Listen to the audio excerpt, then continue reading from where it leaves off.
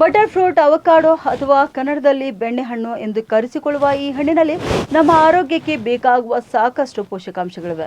ಇನ್ನು ಮಾರ್ಕೆಟ್ನಲ್ಲಿ ಇದರ ಬೆಲೆ ಯಾವಾಗಲೂ ಹೆಚ್ಚಿರುವುದರಿಂದ ಇದನ್ನು ಜನರು ತಿನ್ನುವುದಕ್ಕೆ ಇಷ್ಟಪಡುವುದಿಲ್ಲ. ಒಂದ್ ವೇಳೆ ನೀವು ಈ ಬಟರ್ ಫ್ರೂಟ್ ಪ್ರಿಯರೇ ಆಗಿದ್ರೆ ಇದರಿಂದ ಆರೋಗ್ಯಕ್ಕೆ ಹೆಚ್ಚಿನ ಉಪಯೋಗಗಳು ಇವೆ. ಹೀಗಾಗಿ ಆರೋಗ್ಯ ತಜ್ಞರು ಹೇಳುವ ಪ್ರಕಾರ ಈ ಹಣ್ಣನ್ನ ನೀವು ಸೇವನೆ ಮಾಡ್ತಾ ಇದ್ರೆ ನಿಮಗೆ ಡಾಕ್ಟರ್ಗಳ ಅವಶ್ಯಕತೆ ಇರಲ್ಲ ಎಂದು ತಿಳಿಸಿರುತ್ತಾರೆ. ಏಕೆಂದ್ರೆ ಈ ಹಣ್ಣು ಹೃದಯಕ್ಕೆ ಅತ್ಯಂತ ಒಳ್ಳೆಯದಾಗಿದೆ. ಇದರಲ್ಲಿ ಮೋನೋಸ್ಯಾಚುರೇಟೆಡ್ ಫ್ಯಾಟ್ಸ್ ಇರುತ್ತವೆ.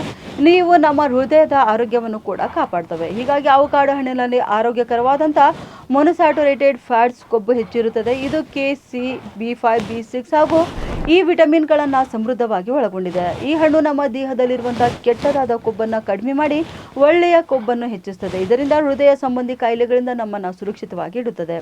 ಅಷ್ಟೆಲ್ಲ ಬೆಣ್ಣೆಹಣ್ಣಿನಲ್ಲಿ ಒಳ್ಳೆಯ ಕೊಬ್ಬು ಇರುವಾಗಲೇ ಫೈಬರ್ ಅಂಶ ಕೂಡ ಇರ್ತದೆ. ಇದು ನಮ್ಮ ದೇಹದ ಒಳಗೆ ಜೀರ್ಣಕ್ರಿಯೆಯನ್ನು ಸುಧಾರಣೆ ಮಾಡುತ್ತೆ. ಅಷ್ಟೇ ಅಲ್ಲ, ದೇಹದ ತೂಕ ಕಡಿಮೆ ಮಾಡಿಕೊಳ್ಳಬೇಕು ಅಂದರೆ ಈ ಹಣ್ಣು ಅತ್ಯಂತ ಸೂಕ್ತವಾಗಿದೆ.